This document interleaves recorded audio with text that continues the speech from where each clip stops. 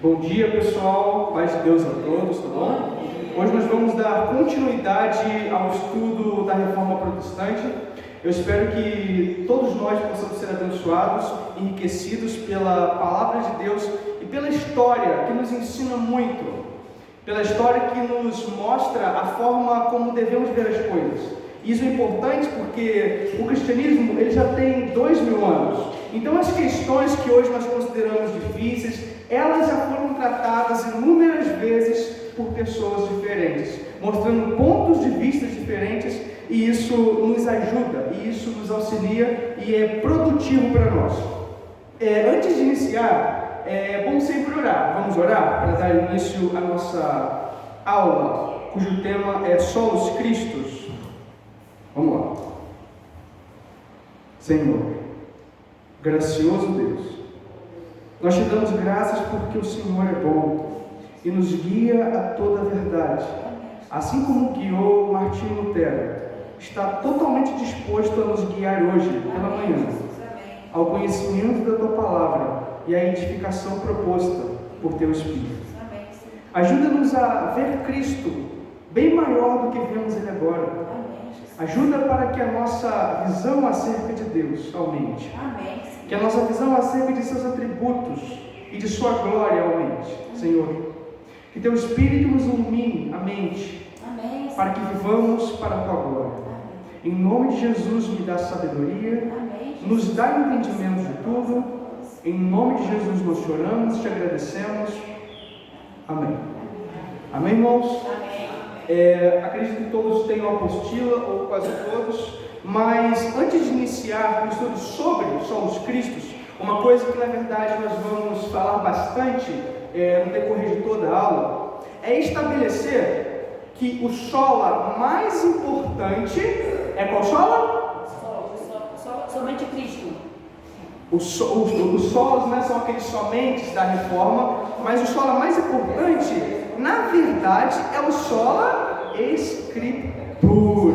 Mas por que falar de sola escritura se hoje o tema é Solos Cristos? Porque as coisas estão inteiramente ligadas. Sem Bíblia, sem Escritura, não temos Cristo, não temos a fé, não temos a glória a Deus e não temos a graça. Obrigado por lembrar. Então, da Escritura vem todos. E é bom a gente entender isso, porque na semana passada o irmão Rogério ele fez um estudo falando sobre o contexto, né, de como a Escritura veio para nós e quão difícil foi ela chegar até hoje aqui.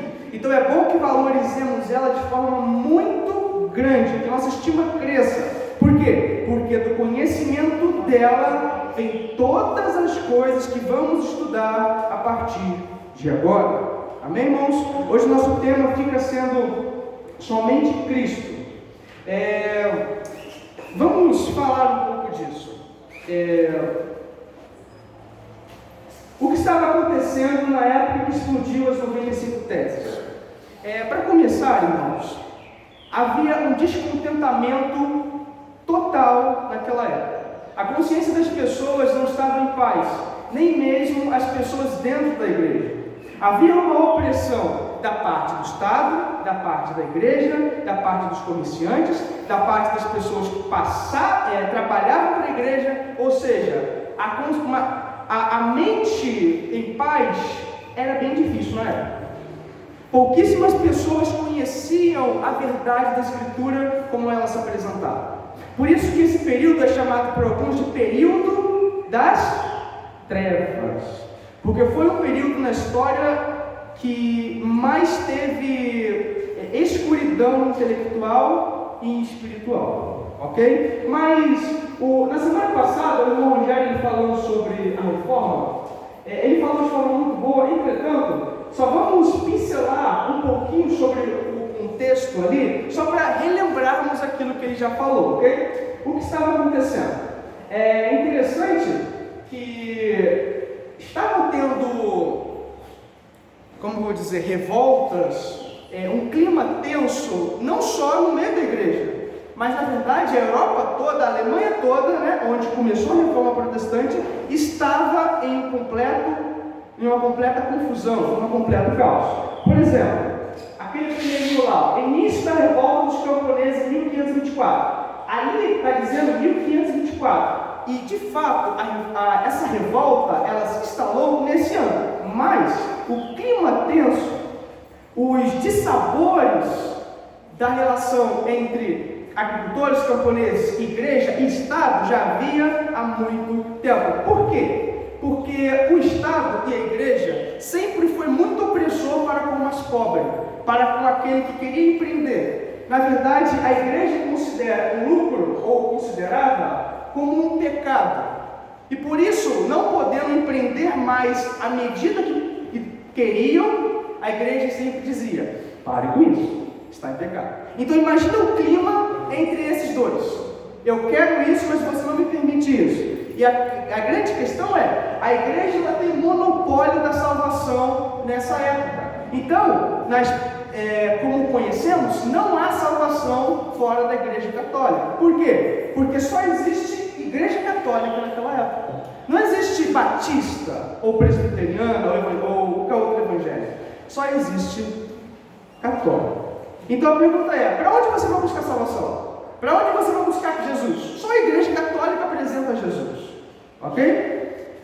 Para vocês que chegaram agora, é só abrir na apostila, tá? Solos Cristos, tá bom? Tem um temazinho assim, tá? Vai ser de grande ajuda pra gente. Mas, gente, olha só, vamos ler. Teatros nas ruas sobre o destino das almas, incentivando a compra de salvação. Pregação ativa sobre o purgatório e o como pessoas comuns deveriam comprar a salvação dos mortos. Cultos em latim apenas. Distribuição contínua das bulas papais. Aqui, eu comecei a falar agora aquilo que estava acontecendo por parte da igreja. Irmãos, a igreja naquela época era muito ativa para aterrorizar as pessoas. Como assim? Basicamente, eles não te apresentavam Cristo, ou seja, aquilo final que te salva, mas eles te apresentavam todo um método para você chegar até Ele. Então, a gente vai falar bastante disso ainda, mas eles te apresentavam, por exemplo, a compra das indulgências, eles te apresentavam confessionário, te apresentavam ritos e tradições, e sabe o que eles diziam no final? Se você crer de fato, você pode ter uma chance de ser salvo. Imagina só, quando a gente para pensar e estudar as relíquias, o Rogério falou disso semana passada. A cada relíquia comprada, né, que era um pedaço da cruz, né, um dente de um santo, um espinho da cruz de Jesus, né, eles vendiam isso por dinheiro e falavam que isso, né, pagava os anos no purgatório. Isso tirava você um pouquinho mais do inferno. Então, nós podemos entender que a igreja ela não está, nessa época, preocupada em salvar as almas. Ela está preocupada em lucrar com elas. Nós vamos ver o motivo do porquê, ok? Mas o motivo mais básico é a ganância humana. Tá bom? De fato, naquela época, eles faziam teatros nas ruas. Por quê? Porque a consciência do povo na época era uma consciência muito espiritualizada. Qualquer coisinha eles atribuíam a Deus, consequentemente ao céu, ao diabo, consequentemente ao inferno. Então, por exemplo, hoje a gente vê qualquer coisinha desse tipo e não dá muita bola. Mas naquela época, se no centro, né, fazia um teatro assim, e as pessoas viam, as pessoas ficavam realmente desesperadas. Elas corriam para a única forma de salvação que a Igreja Católica proporcionava, porque elas ficavam aterrorizadas quando viam o destino da alma delas, que estava ali. Ok? Então vamos prosseguir. Uma coisa que já foi abordada, mas eu quero novamente falar, é que o culto é apenas em latim. Irmãos, não entender o culto, não entender o que estava acontecendo, foi uma causa culminante de toda a ignorância na época. Nós sabemos bem, mas quase ninguém naquela época sabia ler e escrever. Hoje nós temos a alfabetização, mas naquela época pouquíssimas pessoas tinham. As pessoas que normalmente tinham eram as pessoas ricas, as pessoas que queriam ser juristas, advogadas ou que queriam ingressar na igreja. Só essas. Mas a massa populacional era ignorante. Não sabia ler, não sabia escrever, não sabia nem direito o alemão, quem dirá o latim, uma língua naquela época já quase morta. Então, isso contribui muito para a ignorância e para a aceitação de qualquer coisa apresentada. Se você não sabe o que está acontecendo, o que é, qualquer coisa que eu te apresente, sendo uma coisa boa, você vai crer. Se eu falasse para você, eu tenho aqui um pote de mousse, mas você não sabe o que é, do que é feito, mas eu falo para você, é gostoso, você vai crer. Ainda mais se aquele ali foi o único alimento para você. Era mais ou menos assim. Distribuição contínua das boas papais, despreocupação contínua da ignorância do povo sobre ler e escrever, aquilo que já falamos, impérios ameaçando constantemente outros territórios de invasão, aumento dos impostos constante, trabalho duro para ganhar bem pouco, imagens dentro e fora dos templos que levavam à adoração, e a última, crença no poder da oração dos crentes do passado que estão no céu agora, a famosa intercessão dos santos. Imagina só, tudo isso concentrado numa única pessoa. Imagina tudo isso aqui, toda essa opressão aqui, de que você só podia ser salvo se acreditasse na igreja no que ela falava, você só pode cultuar, não entendendo, mas o culto é em outro idioma, você é obrigado a fazer, senão você também vai para o inferno. Para ser salvo, você precisa orar para Maria, você precisa orar para os santos. E uma coisa muito interessante é que foi parte da conversão de Lutero. Sabe o que aconteceu? Ele um dia estava num campo, olha só, e estava tendo uma tempestade de raios. Então ele falou assim: se a senhora me salvar, eu viro um monge. Vocês ouviram que eu falei senhora e não senhor? Então, ele orou a Santa Ana, não foi a Deus. Então, o que nós vamos estudar a partir de hoje, como já estudamos semana passada, né, é o quão Deus é misericordioso com os homens.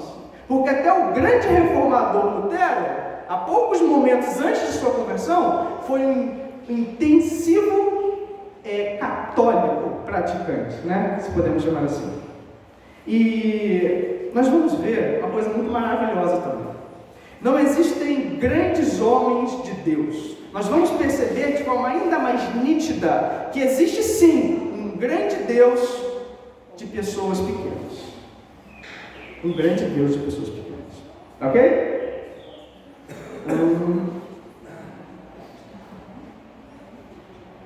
Ok, a Rayane, ela editou um pouco, sabe?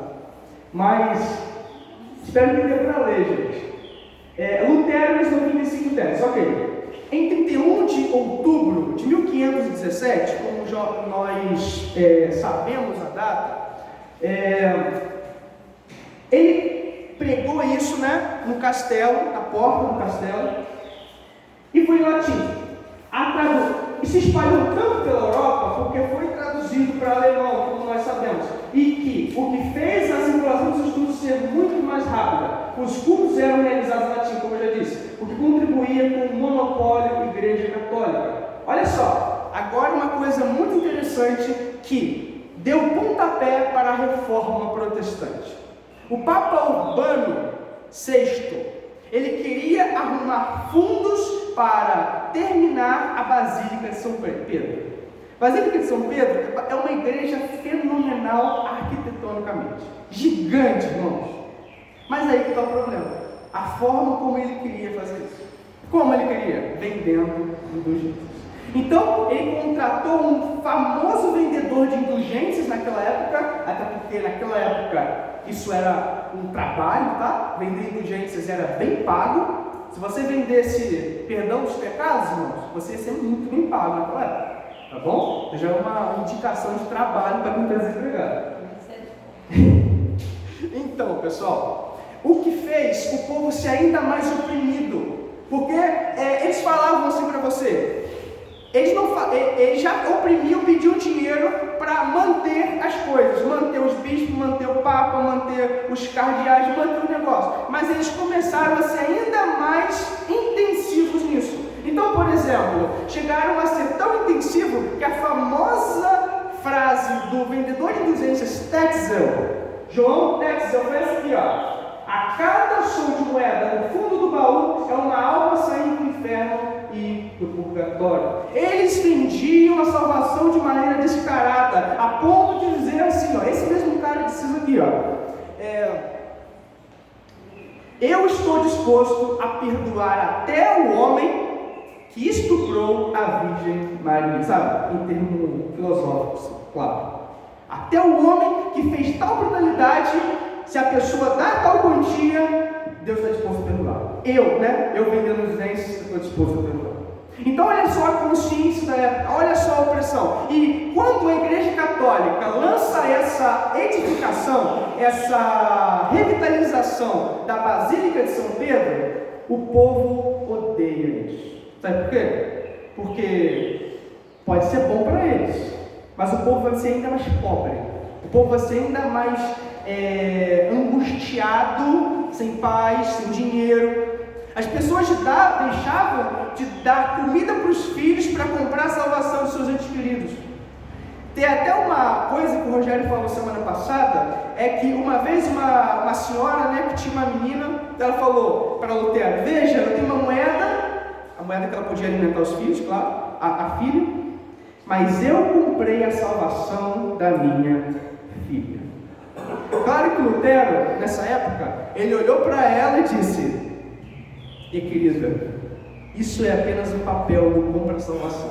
Então a mulher saiu dali muito angustiada. Mas a grande questão olha só a opressão.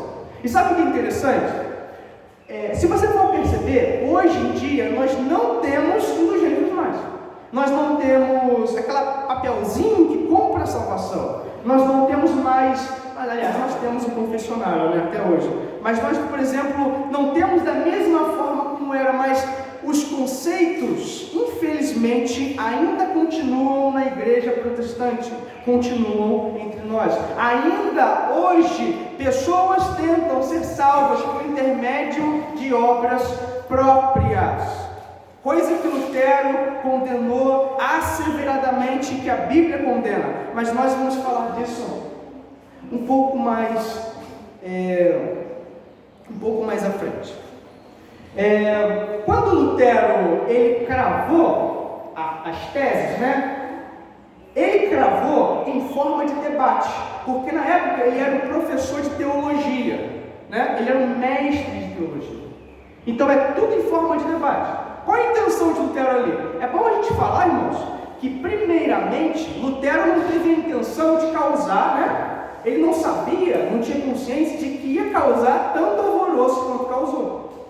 Ali, quando Lutero ele faz isso ali, primeiramente era para que os alunos dele debatessem isso em classe. Mas o que aconteceu? Os alunos deles viram isso, pegaram, traduziram para o alemão e distribuíram para toda a Europa. Claro que foi por etapas, né? Não foi assim, mas o avanço disso foi fenomenal. O interessante é como Deus ajudou eles. E eu disse Papa Urbano VI, né? Mas é o oitavo, irmãos, cadê? Ok, beleza, salvação católica. Mas como os católicos chegavam nas pessoas e falavam, se você quer ser salvo, faça isso. Como eles faziam isso? Como era a salvação católica? Já parou para pensar? Uma coisa interessante é que nós vamos perceber que o protestantismo, nós somos condenados pela Igreja Católica até o dia de hoje. A nossa confissão de salvação é até o dia de hoje considerada como maldita. Até o dia de hoje. Vamos lá. O católico acredita que Jesus histórico existiu. Ok. Mas olha só, aquilo que eles acrescentam. Entretanto, o pensamento católico vê sua obra como algo que a igreja deve aplicar. Ou seja, não há salvação fora da igreja católica. É o que afirma a igreja no Concílio de Latrão VI em 1215. Um sacerdote católico um dia afirmou: se não fossem sacerdotes a ouvir os pecados e no confessionário perdoar, o sacrifício de Jesus Cristo seria desperdiçado e em vão. Basicamente, o sacrifício de Jesus Cristo só pode salvar uma pessoa se a igreja administrar a salvação realizada. Irmãos, se você fosse um católico da época, você poderia crer em Jesus, mas um católico, um sacerdote da época, nunca diria: você está salvo, se a própria igreja não administrasse a salvação a você. Basicamente, não existia cristãos sem igreja, né? Por exemplo, assim, hoje nós dizemos: eu sou igreja, de fato nós somos. Se existe a quarentena veio aí e nós ficamos por cerca de 2 meses a 3 meses sem se reunir, mas mesmo assim fomos igreja. Mas se você é um cristão na época da Reforma Protestante e na época antes da Reforma Protestante, vão dizer que você não é um cristão. Ué, a igreja não está administrando sua salvação. Você não está fazendo as coisas que você precisa fazer para ser salvo. Então, basicamente, a igreja acredita que Jesus morreu, ressuscitou, foi para o céu, mas ela aplica isso. E como ela aplica isso? Ela diz: acredite, mas também faça boas obras, dê esmola, pratique a Eucaristia, né? A Santa Ceia do católico, acredite na tradição, nos papas. Eles também dizem para você, eu esqueci a outra parte, mas basicamente a gente pensa, né, que as boas obras são consequências da salvação, mas para o católico são a mesma coisa. Se você fazer uma coisa, mas não fazer outra coisa, você não vai para o céu. Essa é a mentalidade. Agora, é isso mesmo, irmão? É. Um católico não era salvo só crendo em Jesus. Se ele não orasse para Maria, fizesse os ritos católicos, acreditasse no Papa, ele ia ser condenado, classificado como herege. No entanto, Martinho Lutero, quando disse que a salvação é somente pela graça de Deus, crendo, ele foi dito como herege. Lembra que eu falei que o protestantismo, nós somos considerados como malditos pelo catolicismo? Então, na Contra-Reforma, algo que o Rogério falou pouco semana passada, não teve tempo, na Contra-Reforma, anos depois, né, também conhecido como Concílio de Trento, pouco depois, eles classificaram que a doutrina da justificação pela fé é uma maldição. Maldito. Olha só. E considera até hoje a igreja protestante como errado. Então, nesse sentido, nós os católicos não podemos ser irmãos. Ok? E lembra que eu disse no começo que o sola escritura, somente a escritura, é a base para todo o nosso estudo e é a base para toda a vida cristã? Lembra? Então, exatamente por isso. Por quê? Como começou a ideia de purgatório? Como começou a ideia, por exemplo, de venda de indulgências, oração pelas almas dos mortos? Como começou a ideia de compra de salvação, compra de indulgências para salvação? Como começou a ideia de que Maria é a mãe de Deus, de que Jesus não é suficiente? Como começou essa ideia? Na história. Os papas e o magistério, né, o concílio da igreja, eles perceberam que eles têm igual autoridade da Bíblia. Sendo assim, aquilo que eles dizem é divino. Então, lá em 431, por exemplo, no concílio ecumênico de Éfeso, que teve muito tempo atrás, sabe o que o Papa disse? Ele disse assim, ó, Maria é a mãe de Deus. E depois disso, Concílio de Latrão, outros concílios que vieram, só foi confirmado, Maria é a mãe de Deus, Maria foi concebida sem pecado, por isso gerou um filho sem pecado, Jesus. E lá, recentemente agora, em 1987, o Papa João Paulo II, sabe o que ele falou? Sabe o que ele estabeleceu? Ele falou assim, gente, está confirmado, Maria subiu aos céus, foi elevada que nem Jesus. Olha só, quando nós deixamos a Escritura, esse tipo de coisa acontece. Quando nós deixamos somente a Escritura, todas essas coisas podem acontecer. A gente fala da Igreja Católica, né, dos passados, mas hoje está acontecendo basicamente a mesma coisa. A gente ouve pessoas dizendo sempre um eis que te digo, e trazendo uma doutrina, uma pregação e uma profecia totalmente divorciada da Bíblia. E a pergunta que fica, somos obrigados a acreditar em profecias e em palavras divinas que não estão na Escritura? Não somos. E fazemos errado em acreditar. Porque a Igreja Católica fez a mesma coisa. Nós não devemos cometer o erro deles, ok? Então, a Igreja aplica a salvação através de boas ações, cumprir os sacramentos, crer na intercessão dos santos e acreditar no que o Papa e o Magistério proclamam. Então você percebe que muita coisa no catolicismo tem conteúdo salvífico. Muita coisa pode ser Jesus.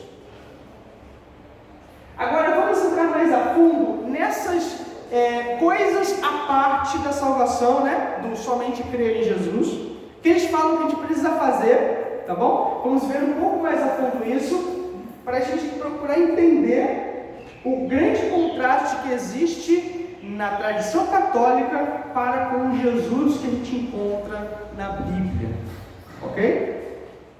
Confessionário de boas ações.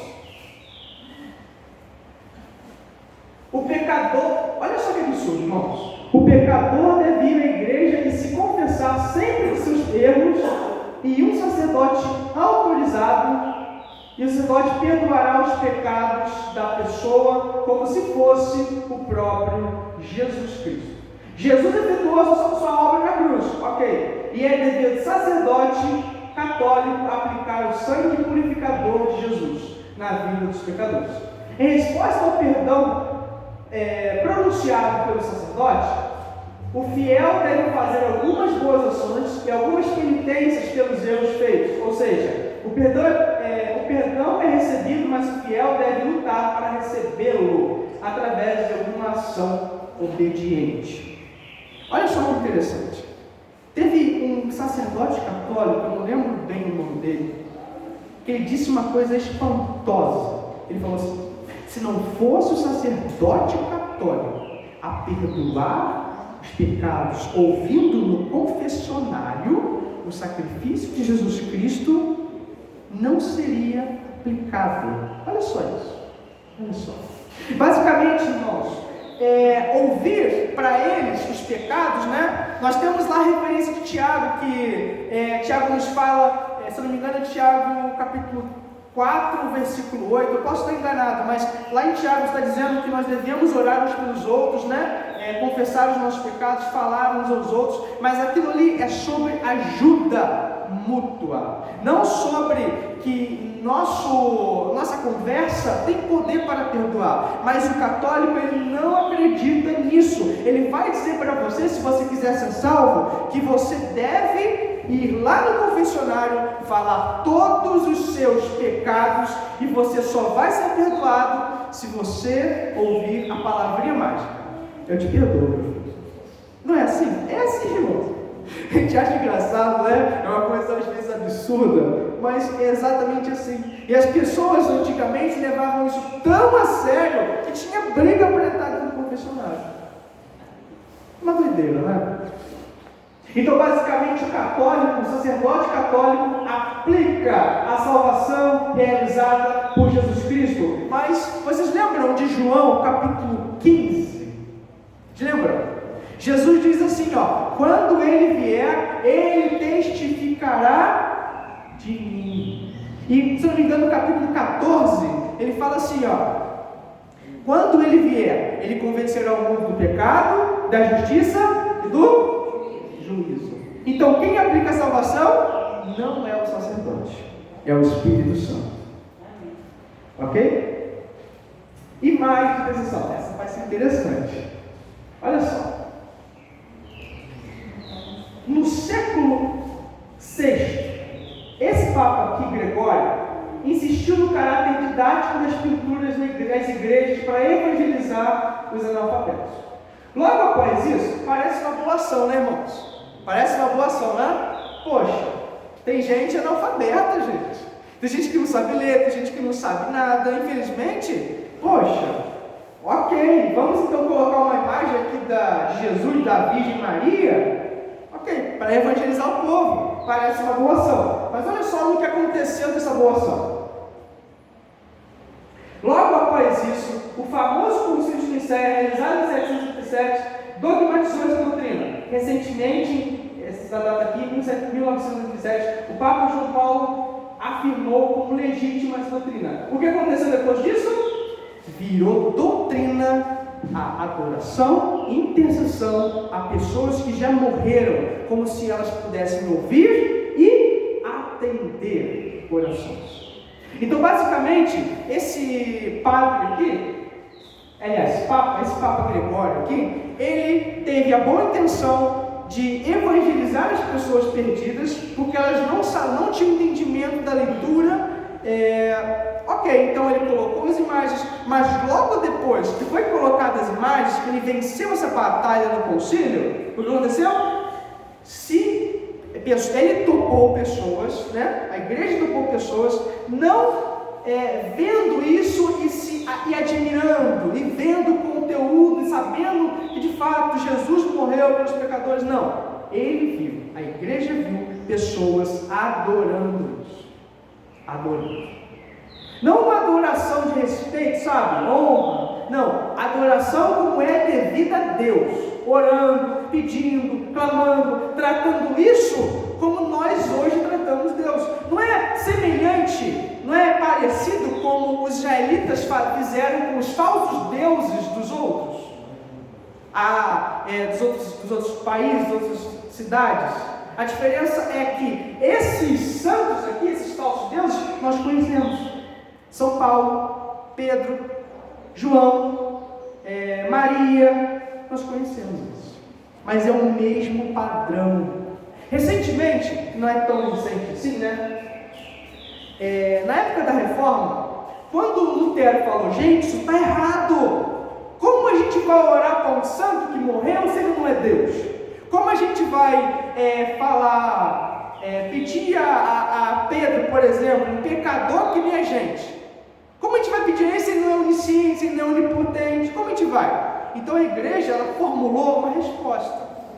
Então ela enfatizou a diferença entre adorar e venerar. Se você for hoje perguntar para um católico se ele adora imagem, ele vai dizer, isso é pouco, eu não faço isso. Eu não adoro imagem. Eu não faço isso, eu adoro somente a Deus. Sabe por quê? Porque, olha só. Cadê? Segundo eles, a adoração só é devida a Deus. E como forma de respeito e honra dos antigos santos, veneração é a maneira deles honrarem e respeitarem esses tão distintos cristãos do passado. Na consciência católica, até mesmo nos dias de hoje, eles não veem isso como adoração. Eles veem isso como prestação de respeito. Então, já que foi colocado há muito tempo atrás lá na consciência de que existe uma diferença entre as coisas que nós fazemos a Deus, aquilo que nós fazemos aos santos, hoje em dia, até o dia de hoje, eles são assim. Então o católico não vai dizer para você que ele adora. Mas sabe de uma coisa? quando a gente vai na vida prática, a gente percebe que a diferença entre veneração e adoração é apenas a palavra. Porque o conceito, sabe? Porque a prática é a mesma. Orar, a mesma forma como eles oram, por exemplo, a Santa Ana, né, que Lutero orou, eles oram para Deus. O que Lutero disse para Santa Ana? Me ajuda, Santa Ana. O que nós dizemos hoje, Deus? Me ajuda, Deus. Mesma coisa. A pergunta é: santos têm poder para ajudar? Não tem. Aliás, eles ouvem as orações? Como eles ouvem se eles não são oniscientes? Mas, até o dia de hoje, é muito difícil nós encontrarmos um católico, até o dia de hoje, que saiba explicar isso, que saiba explicar o como isso parece contraditório. Pouquíssimos hoje, pouquíssimos.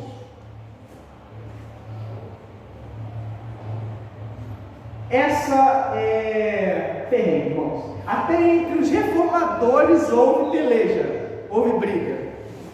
Lutero, João Calvino, Ulrich Zwingli, o reformador de Zurique, né, na Suíça.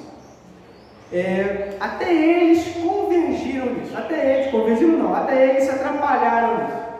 Então, o dia de hoje, há diferença entre presbiteriano, batista, por exemplo, assembleiano, metodista. Até o dia de hoje existe. Ok, mas como isso aqui é diferente do que nós fazemos hoje? Em muitos aspectos. Primeiro, nós não cremos que a Santa Ceia traz salvação. Eles acreditavam. Lembra que eu falei que uma das coisas para ser salvo era acreditar, né, e fazer a Eucaristia, a Santa Ceia? Então, é isso aqui. Se um católico fala, eu sou salvo, mas não faz a Eucaristia, pratica a Eucaristia, ele é um católico falso, sabe? Não é um católico de verdade. Ok, mas o que é isso?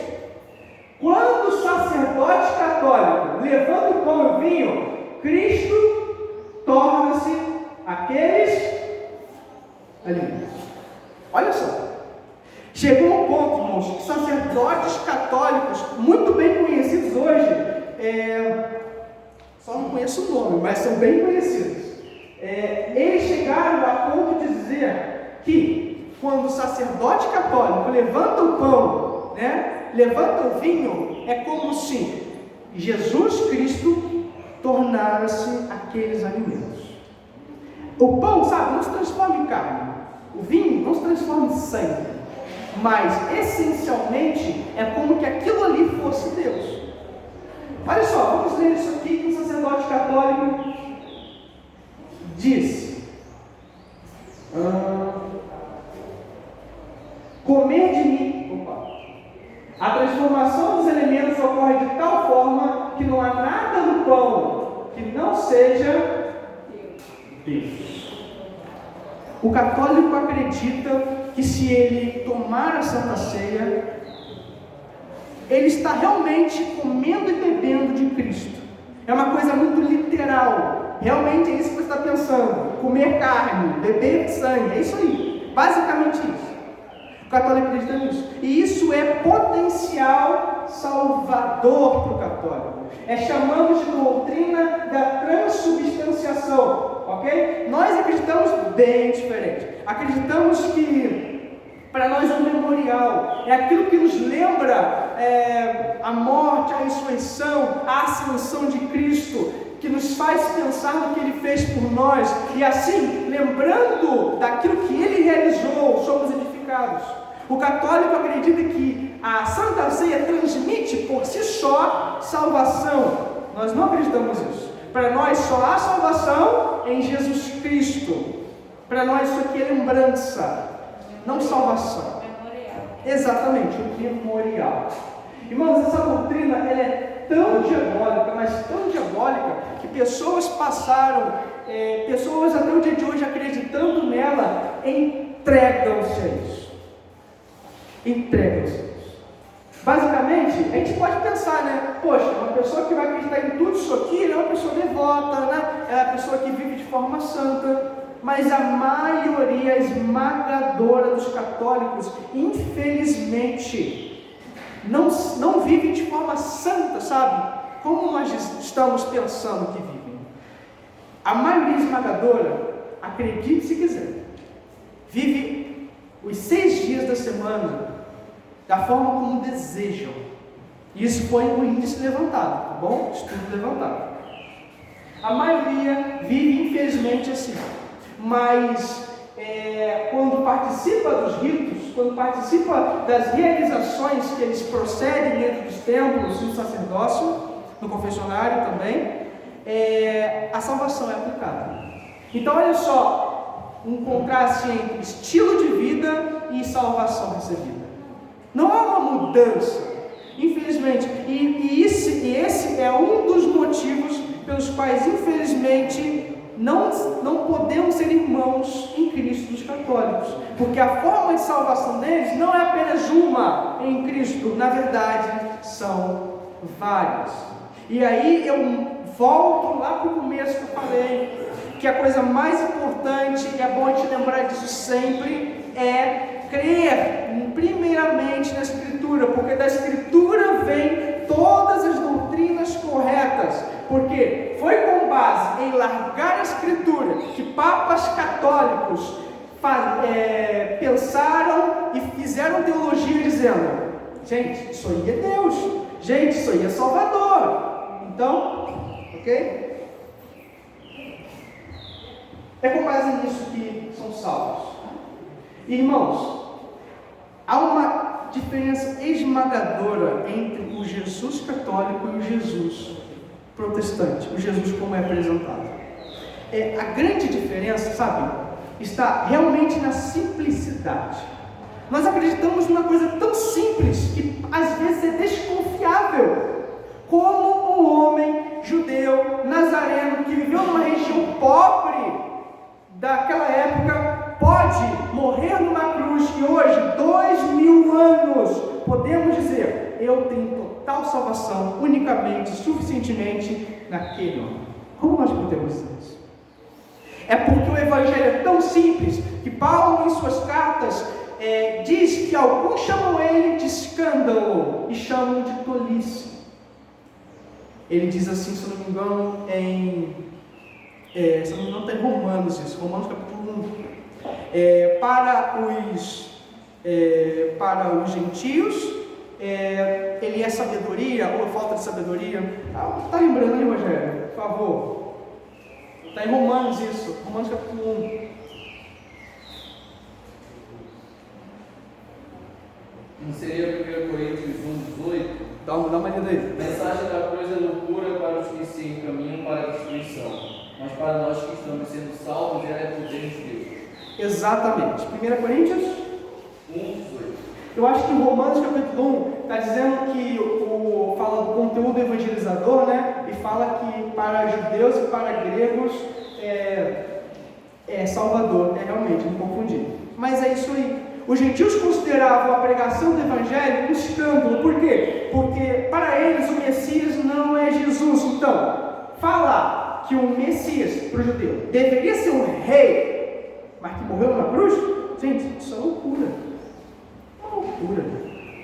Ok, aí chega lá no grego, né? Lá na Grécia, Paulo prega no Areópago e fala: Jesus, Deus morreu e ressuscitou. Como os gregos fazem? Louco, maluco, doidão.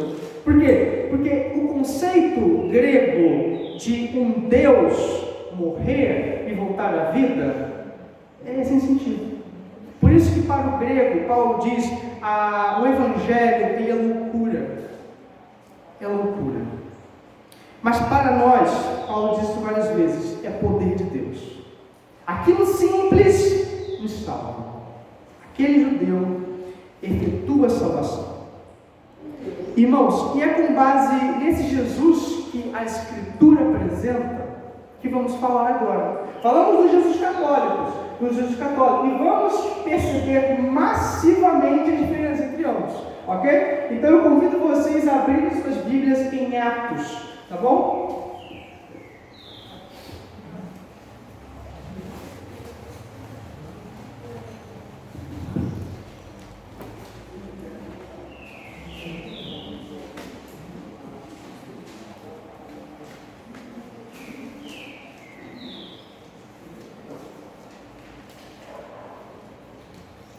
Atos capítulo 2, tá, irmãos?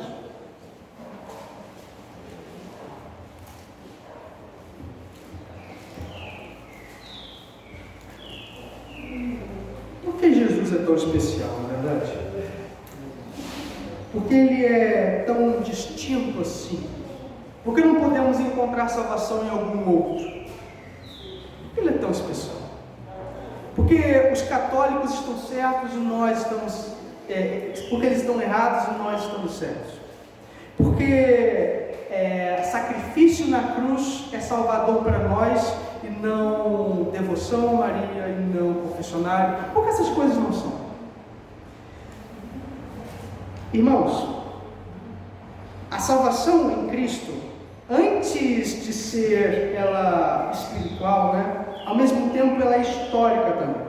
Eu convido vocês a abrir no verso 22.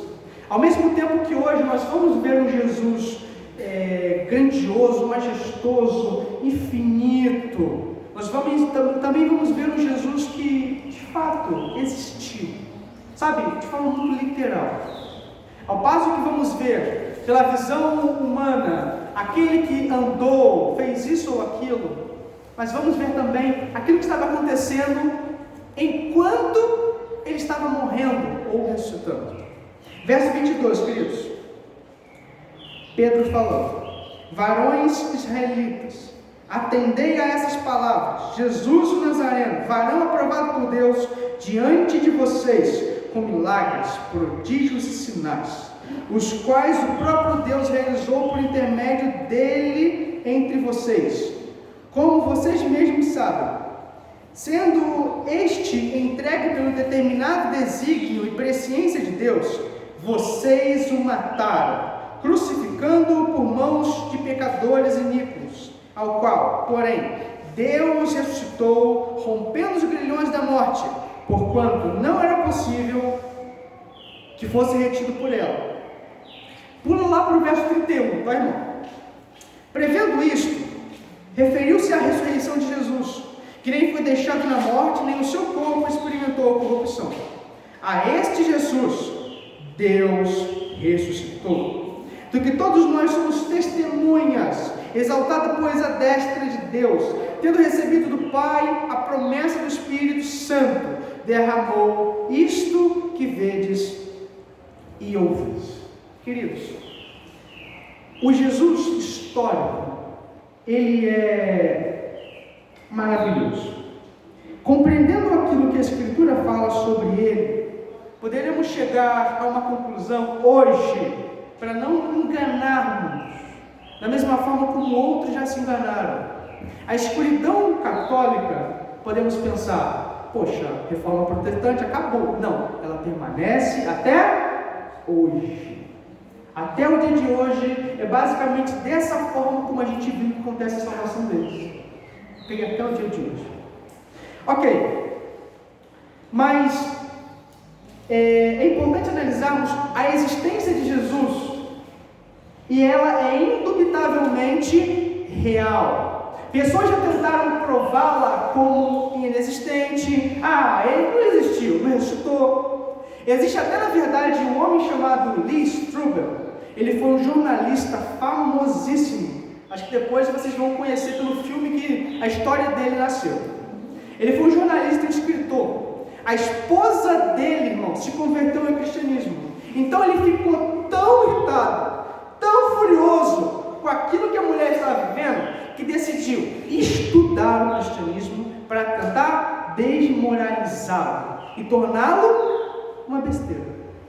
Então o que ele fez? Ele foi na medicina, tentou provar pela medicina que um homem, quando morre, sabe, ele morre. Nós dizemos que Jesus não morreu, né? Ele não morreu por asfixiação, porque aquele que morre asfixiado, Deus não recebe, está lá na lei. Uma carne asfixiada, sufocada, não aceita, ok? Então ele estava tentando provar, ele não morreu por asfixiação. E ele provou, ele estudou e não chegou à conclusão que Jesus não morreu por asfixiação. Tese quebrada dele. Ok, então ele foi em um psicólogo tentar desbancar a visão ressurreta de Jesus. Por quê? Porque se ele provar que Jesus não ressuscitou, o cristianismo também cai em descrédito. Ok, Jesus morreu, mas está morto até agora. Então ele não ressuscitou. E Paulo disse uma coisa interessante: se Jesus não ressuscitou, é vã a nossa fé e é vã a nossa pregação. Somos os mais miseráveis e infelizes do mundo. Por quê? Porque se Cristo não ressuscitou, nós também não vamos.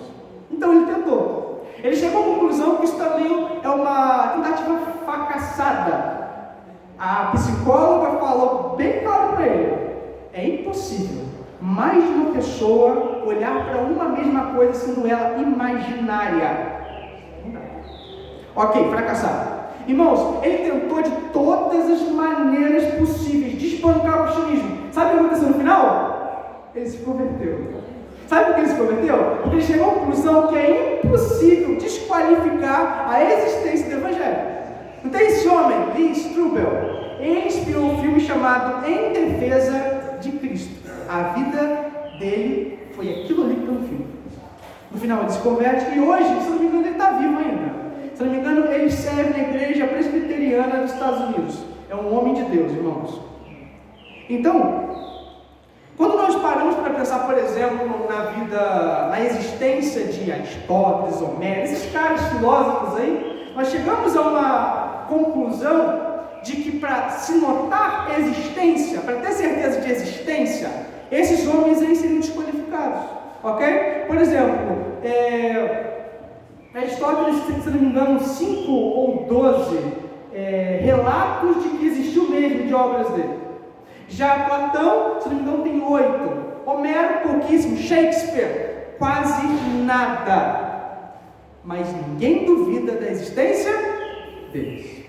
Agora, cristianismo, vamos lá. Quase 10.000 cópias antigas da existência de Jesus, que ele viveu, morreu e ressuscitou, e hoje é ainda duvidado. Mas para nós não, ok? Irmãos, quando a gente vê o Jesus histórico, nós ficamos até pensando, né? O que estava acontecendo ali, enquanto ele era crucificado? Por que ele? Por que, gente? Por quê? Por que morreu? Por que precisou? Por que ele é tão especial assim? Você parou para pensar que centenas de pessoas morriam por crucificação naquela época? Romano aplicava a crucificação, depois deles os mongóis também, se eu não me engano, os indianos também. Então por que Jesus é tão especial? Porque ele afirmava ser Deus. E se isso for verdadeiro, o negócio estreita, o negócio fica muito sério. E nós acreditamos que ele é de fato Deus, que ele não é só um homem que se encarnou, que é Deus e num determinado período da história decidiu entrar na humanidade, assumindo um corpo humano. Nós acreditamos nisso. Nós acreditamos que a concepção dele foi perfeita, sem pecado. Foi gerado pelo Espírito Santo e não teve pecado. Nós acreditamos nisso. Ok? Mas a parte mais importante da história de Cristo foi a sua morte e a sua ressurreição. Mas para entender a morte e a ressurreição de Cristo num ponto de uma perspectiva espiritual, eu convido vocês agora para abrir em Colossenses capítulo 1. Em Colossenses capítulo 1, vamos ver que esse Jesus histórico é Deus, que aquilo que ele afirmava é verdadeiro, que aquilo que ele dizia era correto. Nós não cremos apenas em um homem simples, acreditamos em um grandioso ser.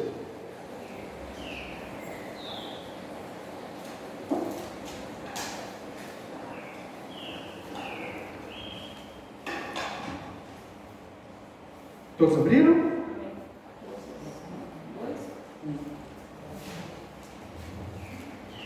Todos abriram, só eu que não abri ainda.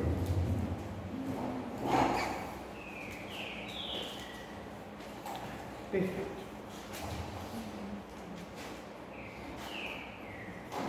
Ok.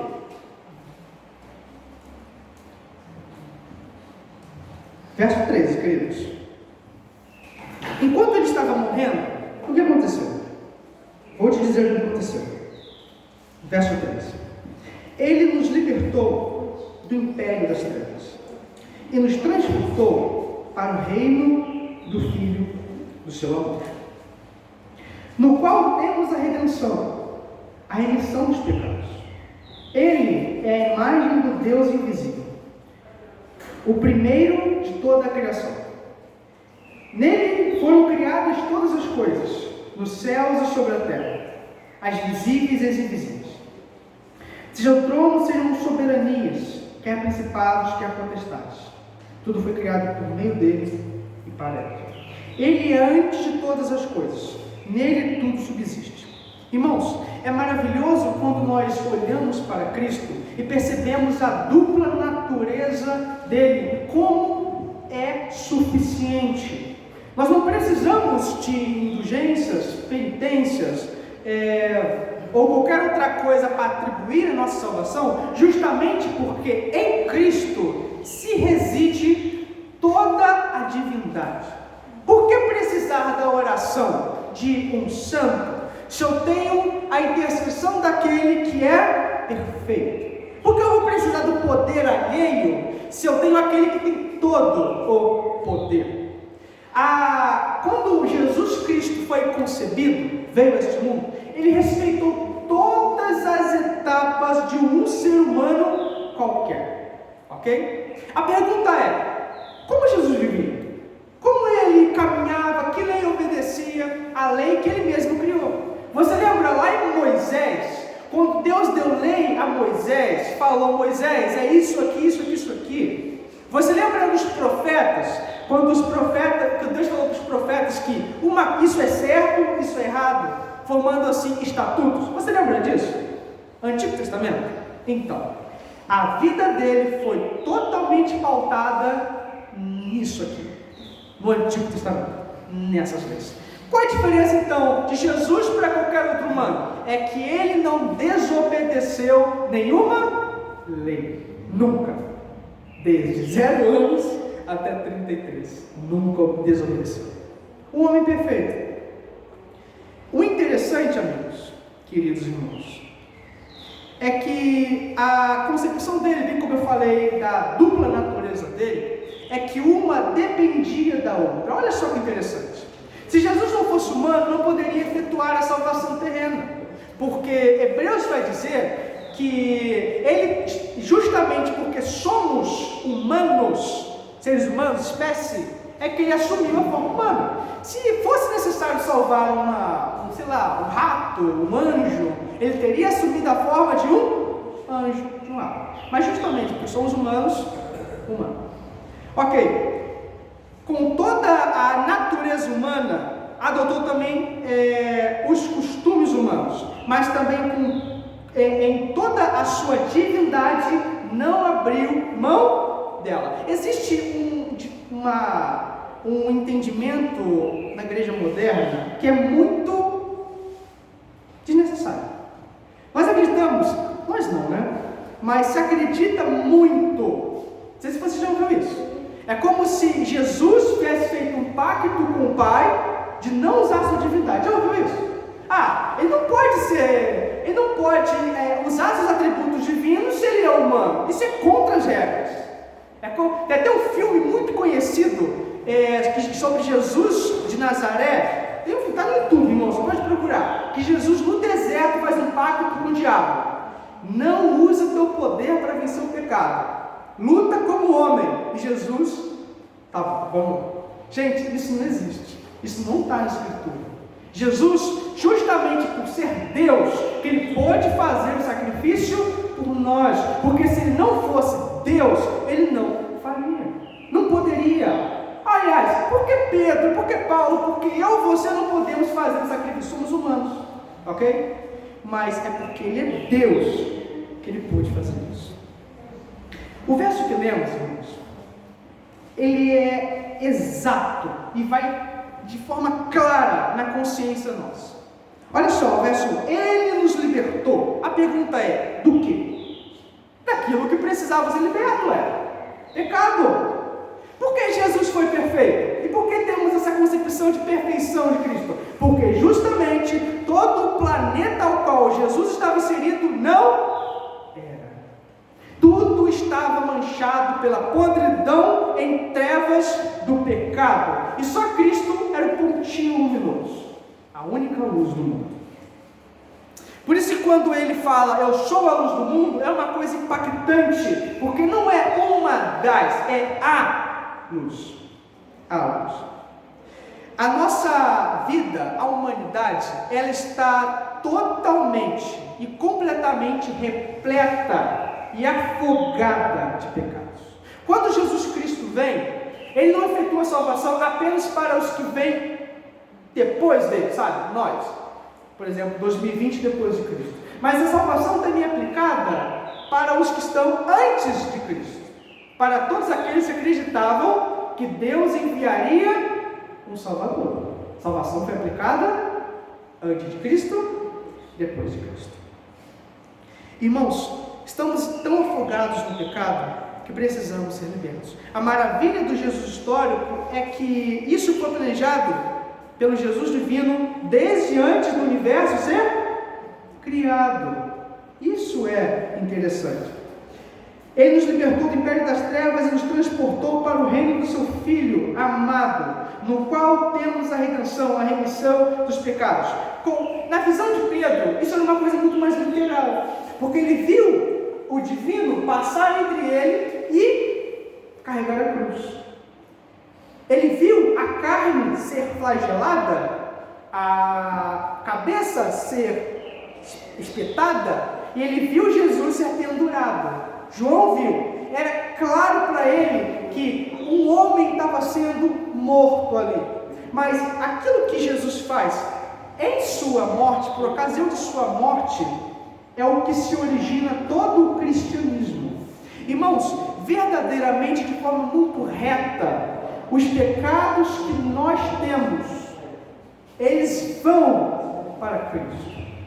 É como se a nossa culpa completa, total, que merece o inferno para sempre, Jesus tomasse tudo isso sobre si. E a punição que nós merecemos pelos nossos pecados, Ele leva sobre si. O que está escrito em Isaías 53, verso 10? Agradou ao Pai? Moeu. Ele levou a ira de Deus no nosso lugar. Fique tranquilo, você e eu estamos agora sentados confortáveis, mas merecemos indignação e ira de Deus, inferno. Mas ele levou tal ira sobre si. E o maravilhoso é que houve uma bendita troca. Chamamos essa doutrina de doutrina da substituição. Você lembra que eu falei que Jesus, ele obedeceu toda a lei de Deus? Quem lembra isso? Ele obedeceu a lei de Moisés, né? Desde os 0 anos de vida até os 33. Você lembra? Então, quando ele obedeceu tudo, ao fim dos seus 33 anos, estava morrendo já, né? Ele acumulou para si muitos méritos. Méritos, ok? Ele tem méritos agora. Mas na crucificação, na sua morte sacrificial, os nossos pecados passam para Ele e a sua justiça passa para nós. Isso é salvação. Salvação não é não termos mais pecado. Salvação é agora a pessoa que não tem pessoa que tem todos os pecados, ela passa a não ter mais nenhum, e ao passo que agora não tem mais nenhum, passa a ter plena justiça diante de Deus. É claro que isso, irmãos, é na visão divina, porque você e eu percebemos agora que somos pecadores. Nós estamos dentro de um planeta cujo sistema é corrupto, ok? Então, mas na visão de Deus, somos perdoados completamente. Sempre seremos impecáveis na visão de Deus. Nunca terá um pecado que possamos cometer hoje ou amanhã que Cristo não teria perdoado, né? Sofrido por Ele há 2000 anos atrás. Então, a obra de Deus na cruz é, basicamente, tornar o culpado como se nunca tivesse sido culpado. Tornar aquele que nunca teve justiça como se sempre tivesse feito a justiça, como se sempre tivesse obedecido. E sabe de uma coisa? Essa doutrina que chamamos de justificação pela fé também foi declarada pela Igreja Católica como maldita, mas é o que salvou Martinho Lutero e o que nos salva hoje. Quando acreditamos que Jesus é suficiente e não precisamos de obras, magistério, tradição papal ou qualquer outra coisa, somos salvos. E isso é simples. É uma coisa tão simples, mas tão simples, que chega a ser desconfiável, como eu disse. É só crença no homem e viver com base em tal crença. Isso é cristianismo.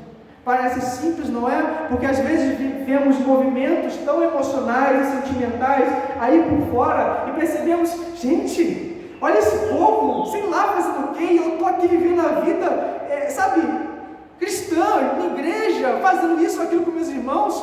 Eu não estou por aí dando os pulos, soltando um mortal carpado. Tem alguma coisa de errado com o meu cristianismo. Mas não. O cristianismo legítimo, ele é vivido com base em tal crença. Jesus morreu e ressuscitou. A partir disso, a gente vive. A gente vai para a igreja. A gente começa a ver a natureza como criação divina, admirando-a e glorificando a Deus através delas. O Jesus bíblico rejeita todas as alternativas salvadoras. A gente não precisa de urgência, a gente não precisa de imagem, a gente não precisa de, por exemplo, confessionário. Por quê? Porque Deus ouve as corações, ok? A gente não precisa de imagem, porque nós temos a voz de Deus revelada. A gente não precisa de penitência, porque Deus perdoa todos os pecados e não se vinga dos pecadores. Os pecadores arrependidos não viram ira. Vocês leram em Romanos capítulo 1, Romanos capítulo 8, verso 1, não há condenação alguma para quem se acreditam em Cristo. Já não resta condenação.